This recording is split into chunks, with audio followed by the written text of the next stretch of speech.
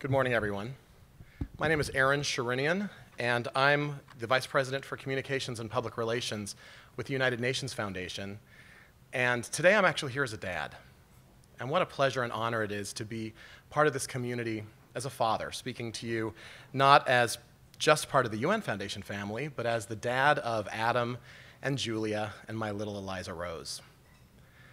If we've learned one thing from the mothers that we've talked with, learned from, shared with, traveled with, blogged with, sometimes argued with, is that this community is all about being authentic, and this community is all about everyone. So why would there be a dad conversation in Mom+Social? The moms answered it quite simply for us, because it's not about moms with dads, moms and or dads, it's about moms and dads who love kids, parents, children, people who might not be parents, people who might not want to be parents, but everybody who loves kids. And that's what brings us together as a community and why I'm so pleased to be a part of this conversation. You'll notice that in this part of the program, we didn't put a lot of information, and that's because we've been talking today about children all around the world, moms, their children in places as far away from Tribeca as Africa, and as nearby as right here. And over the last few months, we've witnessed a moment where, regardless of where you lived, in December of 2012, each of us became a parent of Newtown, Connecticut. Everyone in this room, I'm sure I'm speaking for each of you, became a person who wants to advocate for the health and well-being of children because we all were parents of kids at the Sandy Hook Elementary School in Newtown, Connecticut.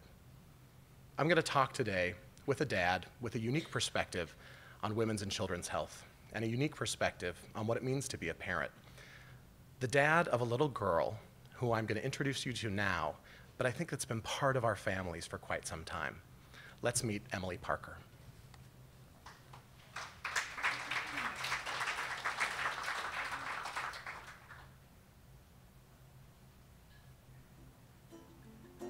Okay, Emily, tell me what your favorite color is. Pink.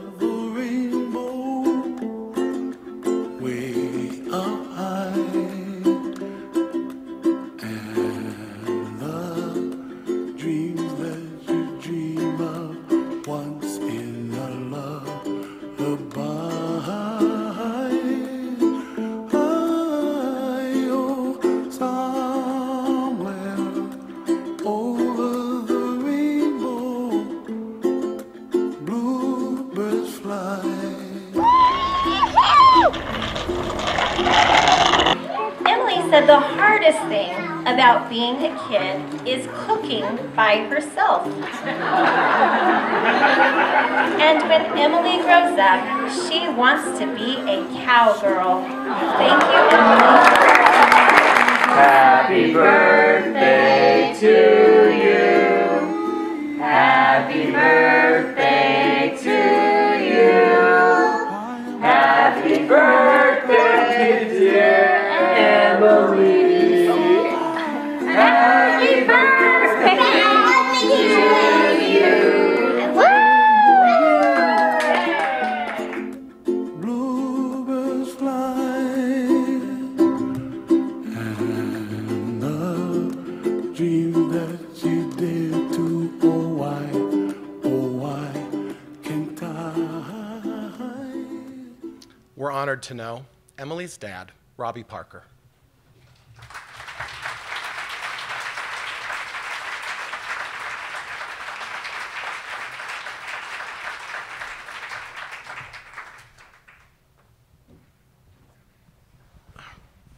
Robbie, thank you for being here with us today, and thanks for letting us get to know get to know Emily. You know, when we invited you here today, you said it was important that we show those pictures and let people get to know Emily. What would you like us to know about your daughter? What do you want people to know about that little girl?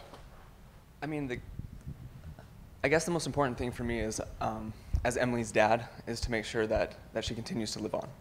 And so anything that I do in this life now, from here on out, is to make sure that I remember her and honor her the best way that I can. But at the same time, she was my daughter, and she's the one that made me a parent. And I know that everybody else that's a mom or a dad, they feel the exact same way about their children too. So although to me she's the most special girl in the world, I just want to let everybody else know that that special feeling is something that can empower you and make you do great things. So you and your wife have, as soon as the tragic events happened in Newtown and as soon as people understood what was going on, you made it clear that you were going to make a difference. The video shows that message. Your courageous words made that message very clear. How can we make a difference in Emily's memory? What is it that you're doing, and how can parents around the world join you in that? I mean, there's lots that we can do. The thing that Emily did for me was just inspire me to be a better person. And I think what's going on here today, that's what our goal is, and that's what we hope to do, is just to inspire people to go out and do good things and to make a difference. For Emily in particular, what my wife Alyssa and I have started is the Emily Parker Art Connection. It's a foundation that we're going to do because that's what Emily was very passionate about. She loved art, and so we want to raise money to help other kids that want to express themselves in that same way and give them that opportunity. Excellent. I have a feeling a lot of us are going to be learning about that and are going to be part of that community. And this community here, you know, we're two dads talking in front of a lot of parents, but mostly moms today. Yeah.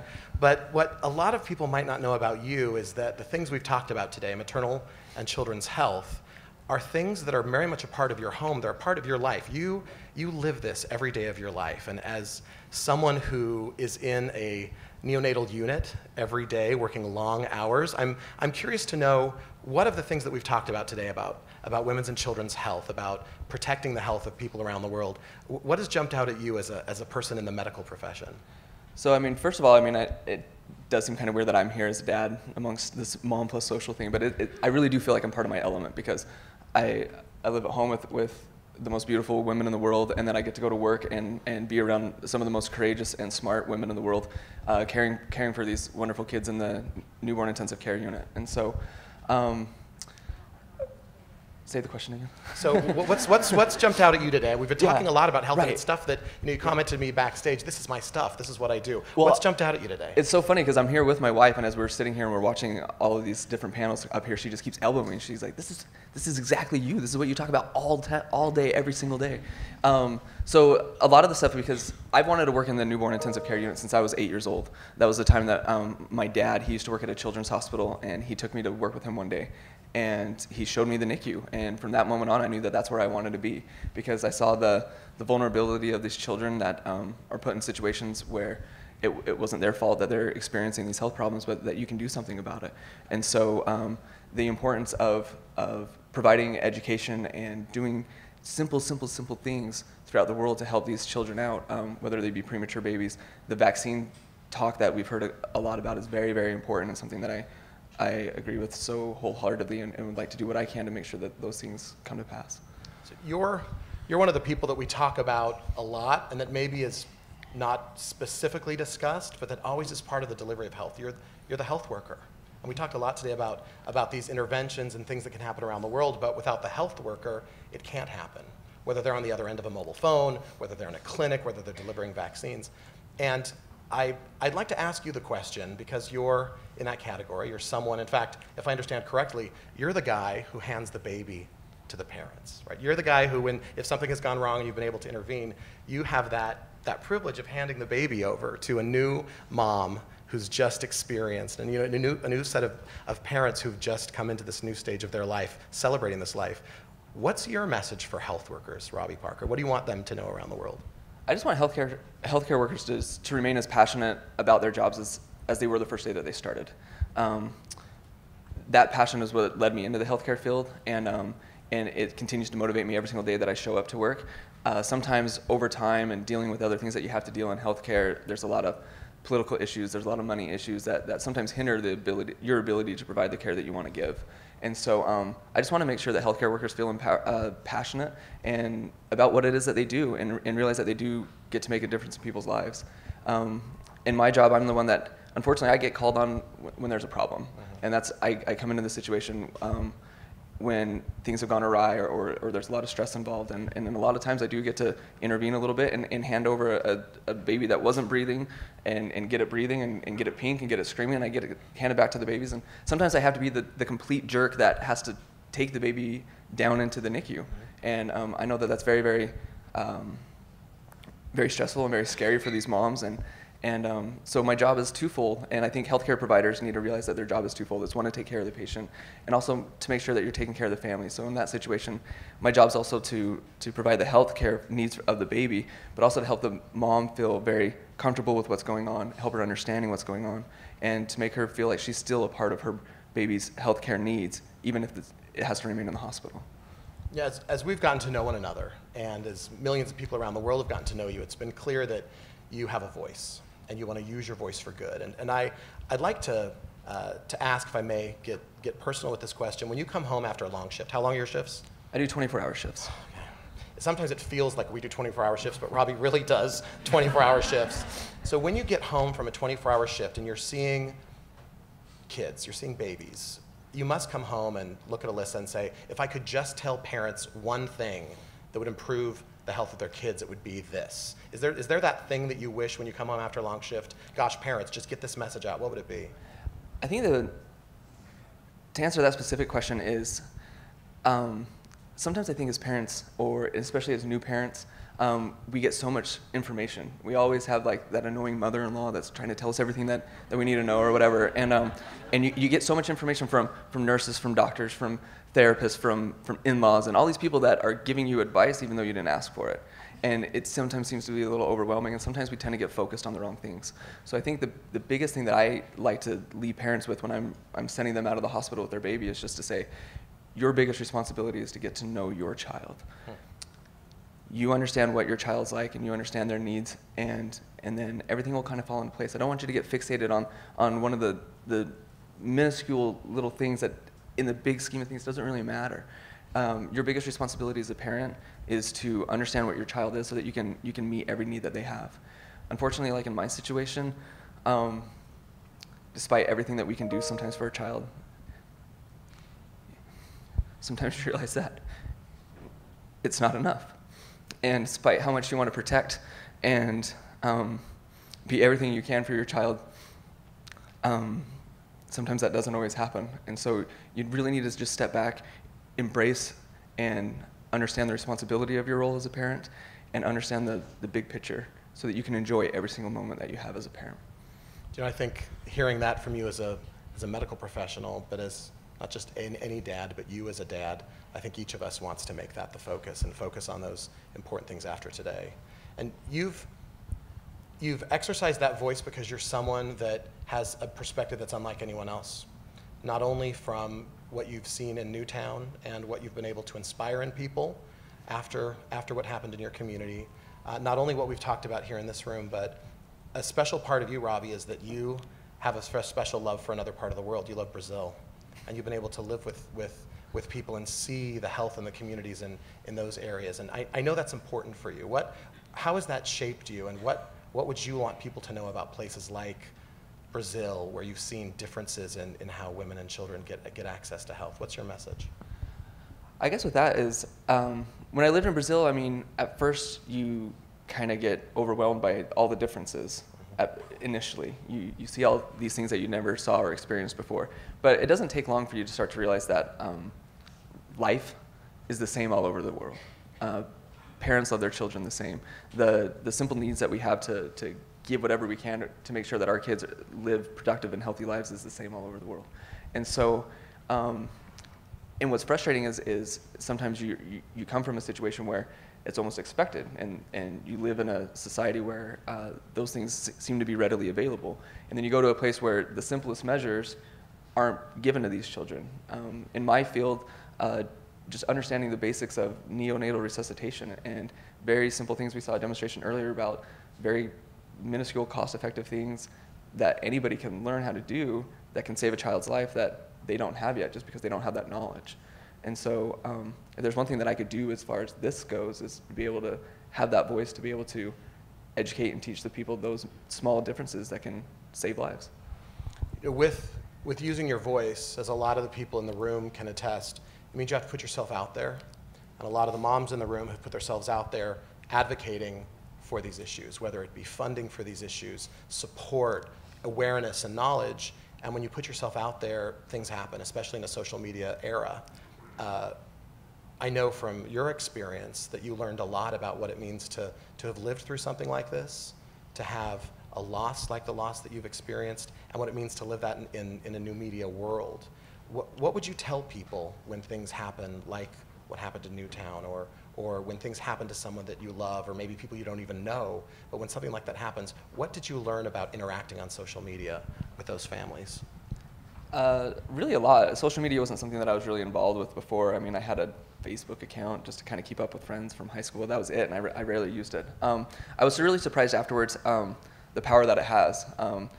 Speaking of just Facebook, for example, my friend set up a page for Emily, and it turned into this memorial page, and I thought that was very sweet of them to do, but I didn't really expect to see how much it took off. And it was so powerful to me as Emily's dad to see how Emily touched the lives of so many hundreds and hundreds of thousands of people that have gone and got to know her.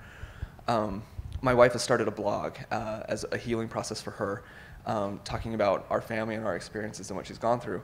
And she's received a lot of feedback from what she's written on that blog, very positive and uplifting things. And it's just amazing to see that we are such normal people that have been thrust into something, and then we're able to do good. But you don't need to be thrust into something to be able to have that voice or to have that power. It's kind of funny because I work these long shifts that you talked about, and people would always say to me, like, how do you do it? How do you do a 24-hour shift? How do you work so hard? And we would be talking about that, and they're like, and what does your wife do? And I was like, well, she stays at home with my kids, and she works a lot harder than I do. I mean, I get to go to work, and I get to play with babies and kind of just hang out with these people, and she's doing that all the time. And so that's incredible to me. It's really, really incredible to me that these mothers have such strength, and their voices are so important. And I just want to be able to make sure that they know that they can tap into that. And you don't need to have something tragic or some big, huge event happen in your life to use it. So a lot of dads are watching you, because a lot of dads learned from the moments outside of Firehouse or outside of a school when they've listened to you and learned from you. A lot of dads are watching you now. And you've just given dads some great advice. What can dads do to make sure that moms at Mom+Social or moms around the world have the right information, or have the right support? What's your advice to other dads who want to be part of this global movement of moms? You don't have to be embarrassed to work with women. Would be one thing. State the right? obvious. So going back to what I'm comfortable with, the NICU expression, premature babies, when we get babies and they're telling me, oh, we have this mom, she's pregnant, her baby's 26 weeks, she's going to deliver. The first question I ask is she going to have a boy or a girl? Because statistically, girls do better in the NICU. They're stronger, they have better outcomes, they're easier. I get so excited when I hear that I'm going to get a girl baby because I know that half of my work is cut out for me. Girls are stronger and they're better, and I know that. And I see that, and I use that example because as we tend to go out in the world, sometimes that's not the message that's given. Yeah. And I just really want to empower men to be able to have the courage to stand behind their wives and to stand behind these moms that want to do these good things. My wife sacrificed a lot for our family to help me achieve my personal goals and to help get me through school and to get me in a position that I knew I always wanted to be a part of. And now as she is starting to embark on a school safety initiative after things that have happened in Newtown, and she's become very involved and very active in that, I feel so lucky, and I'm honored to be able to support her and do that with her, and I'm glad to stand behind her and help her with those things. So dads need to understand that it is not, you can feel very proud in standing behind your wives and these moms that want to do good things and help and support them. You know, you didn't deliver my girls or help deliver my girls, but I think they must have heard your message that girls do better, girls can do better, and I think we've heard that today. And I want to share a quick story as we close out our conversation here. But this need in people to get involved and to be part of what's happening around the world reminds me of something that you taught me personally, and if you don't mind, I'd like to share here. But in my office, I've got a bunch of television screens in the hallway or in the office, and we work in public relations, so everyone thinks we know what's going on. We're attached to Twitter, we're shellacked to our cell phones, etc. But I learned about what happened in Boston a few weeks ago because I got a text from you. And I was nose to the grindstone working the day. I had no idea what had happened in Boston. I got a text from you that said, we've got to do something. So I learned about compassion, and I learned a lot about being a part of what's happening in the world because you were aware, and you were ready, and you were reaching out, even though I had the ability to see all of it. So we've got to do something is your message, Robbie. And as we continue this day to day talking about being able to use your voice as moms of influence, as moms with communities, as parents, as people who love our kids, what is it that we can do? If we've got to do something, what is it that we can do? I mean, that's such a broad way to answer that. I mean, we talked to so many different foundations, so many people that feel passionate about certain things that they do, but as a father, when Emily was born and she came into my world and into my life, and I know my wife feels the exact same way about this, is she immediately taught me that I had just become a different person and that I needed to become a better person. And I know what she has inspired me to become in my life, and she changed my life. She literally made me a better person just by laying eyes on her. And I know that so many people here in this room have had that same experience, and those that are listening have had that same experience. And so I want you to take your child's life too and let that inspire you to continue to do good things. Emily's been able to touch the lives of millions of people, and I want to make sure that that memory goes on. But I want everybody that's been touched in that same way by your children to do the exact same thing. Emily's touched all of us, and we're grateful, we're honored, we're blessed that we have you and the inspiring message of your family and Emily's love here with us today. Thank you, Robbie. Thanks, Ed.